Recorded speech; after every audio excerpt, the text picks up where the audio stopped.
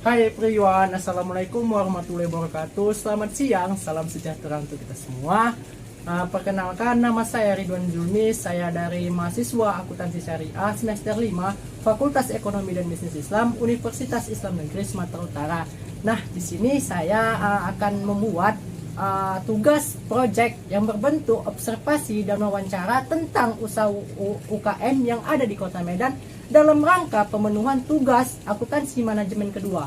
Nah, di sini sama-sama kita lihat, sama-sama kita ketahui bahwa kami dari kelompok yang saya sendiri di mana akan melakukan opening ceremony untuk menjalankan wawancara tentang usaha kunci. Nah, di sini kami mengangkat UMKM yang berbasis nama tokonya itu toko kunci di Jalan AM Said nomor 128, yang dimana toko ini dimiliki oleh seorang dokter yang bernama Dokter Hidayati Siregar MA. Nah, produknya di sini seperti yang kita lihat di sini berbasis kunci, ada kunci mobil, kunci kereta, kunci sepeda motor dan lain sebagainya.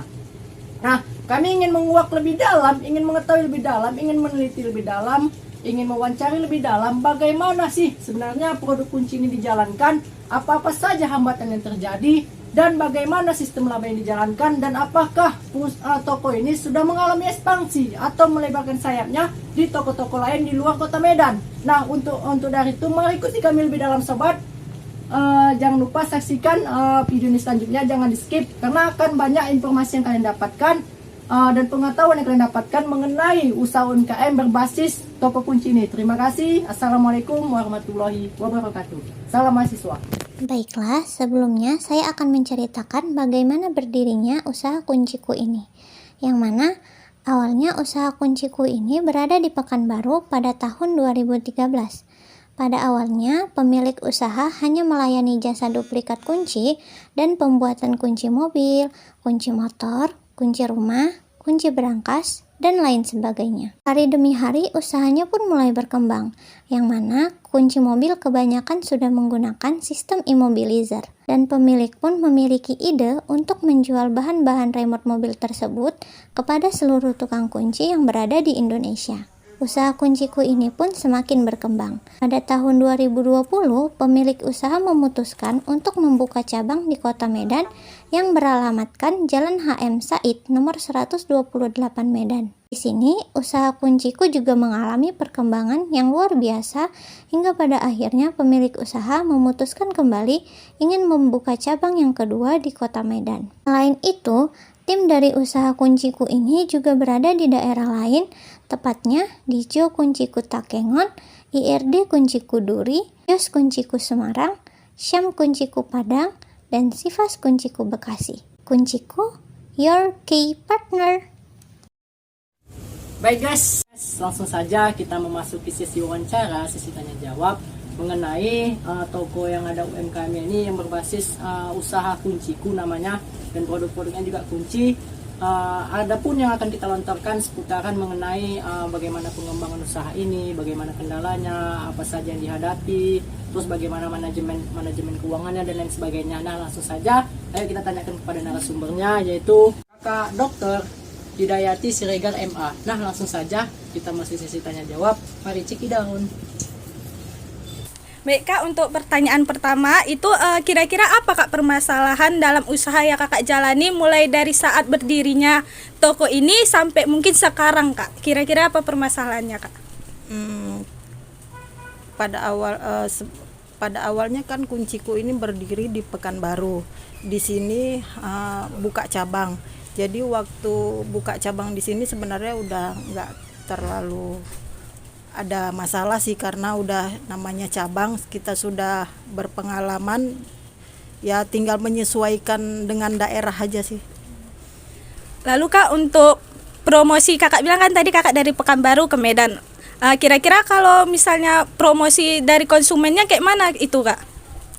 Kalau kami biasanya ada di Google Ads, ada di Google Business, jadi ada webnya juga. Jadi biasanya kan namanya zaman sekarang kalau kita kan perlu apa kan pasti lihat di internet ya. Jadi ya di situ sih promosinya di situ. Terima kasih ya Kak atas jawabannya. Baik Kak, terima kasih.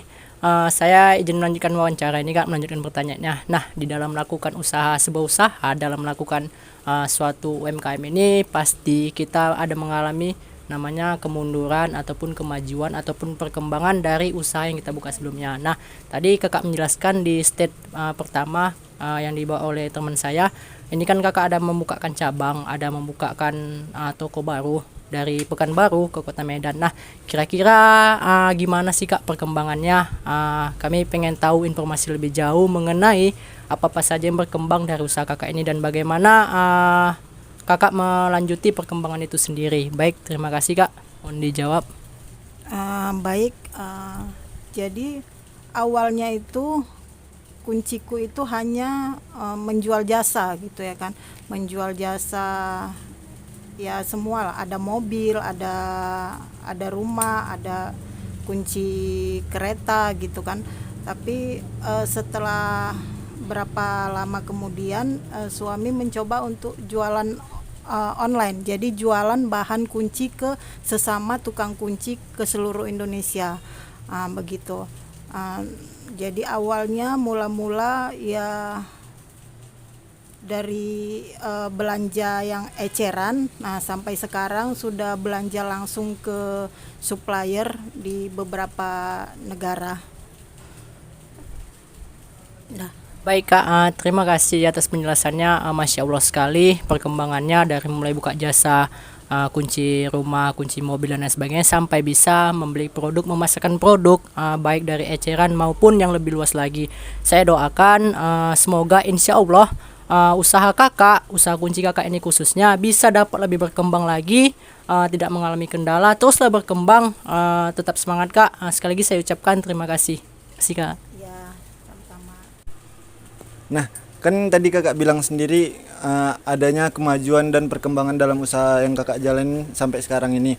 Nah, bagaimana cara Kakak memanage atau mengelola usaha ini sampai berkembang sampai saat ini gitu? Sampai saat ini sebenarnya kunciku ini masih memakai sistem apa namanya manajemen keuangannya manual gitu, jadi nggak ada apa namanya, belum ada sistemnya.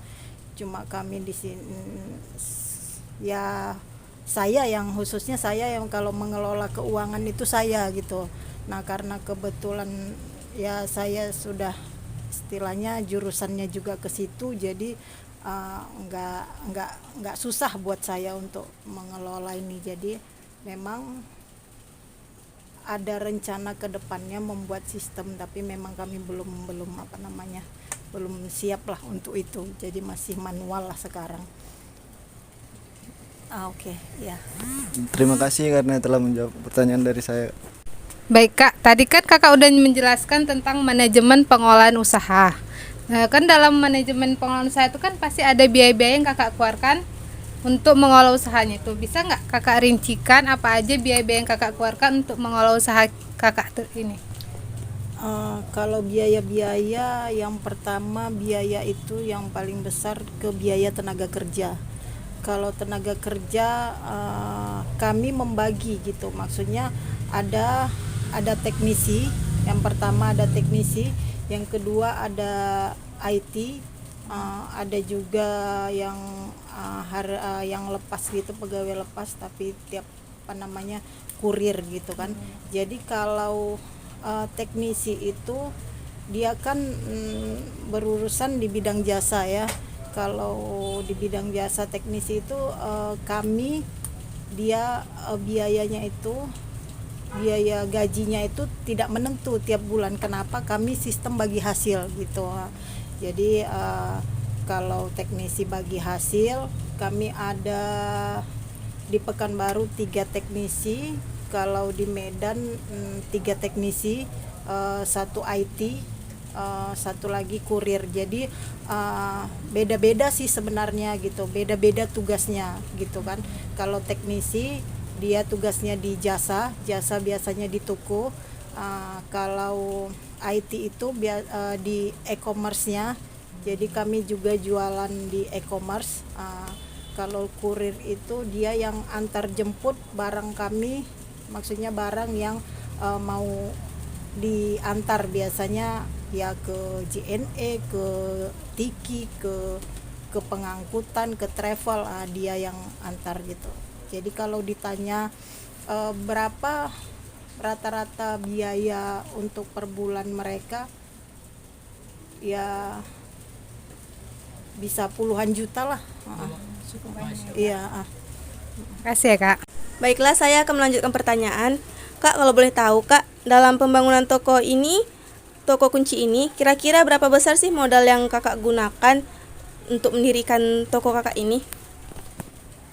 Kalau modal, karena kita secara bertahap ya. Yang pertama kita cuma usaha jasa dulu ya. Waktu itu pertama kali bukanya di Pekanbaru. Pekanbaru itu bukanya kita tidak pakai toko, cuma pakai pickup. Nah terus beli alat dan bahannya juga seadanya, nggak terlalu lengkap. Jadi hanya puluhan juta lah kalau untuk itu. Kalau pada awalnya, kemudian kita berkembang lagi menjual bahan-bahan kunci ke sesama tukang kunci, dan ya mula-mula di modal 50 juta, ratusan juta ya. Kalau sampai sekarang ya sudah alhamdulillah lah, sudah lengkap, sudah sampai di atas ratusan juta, mungkin ke 1 miliar lebih mungkin. Dah. Baik, terima kasih, Kak. Baiklah, saya akan menanyakan pertanyaan terakhir. Nah, posisi kakak kan sekarang lagi ada di Medan nih. Jadi bagaimana kakak memantau perkembangan usaha yang ada di Pekanbaru, yaitu pusat dari usaha kunci ini? Kalau memantau perkembangan di Pekanbaru, jadi setiap minggu mereka laporan itu. Mereka laporan berapa penjualan, berapa biaya, terus kalau bahan-bahan kita sediakan dari sini, kita kirim dari sini. Nah, jadi setiap Sabtu itu biasanya hitungan berapa pendapatan, kemudian karena kita bagi hasil ya terus dibagikan gitu, bagi hasil. Gitu aja sih. Jadi nggak terlalu repot karena tiap minggu kan. Mereka nanti kasih catatan, di videoin itu penjualan mereka, terus dikasih catatan juga di stok barang mereka. Jadi kita bisa menyesuaikan dengan berapa yang kita kirim dari sini gitu. Udah gitu aja sih. Baik, terima kasih karena telah menjawab pertanyaan dari kami semua. Baik kawan-kawan, selesai sudah sesi wawancara kita tentang observasi dan wawancara mengenai usaha kecil menengah yang khususnya bergerak di bidang penjualan kunci. Kawan-kawan, banyak informasi ataupun ilmu yang kita dapatkan dalam pengelolaan, perkembangan di bidang usaha UMKM. Nah, saya sarankan untuk kita khususnya mahasiswa, remaja-remaja yang punya hobi ataupun punya bakat atau punya minat untuk berbisnis, jangan takut untuk memulai bisnis. Percayalah, kalian tidak akan pernah tahu kalau kalian tidak mencoba. Sekali lagi saya ucapkan assalamualaikum warahmatullahi wabarakatuh.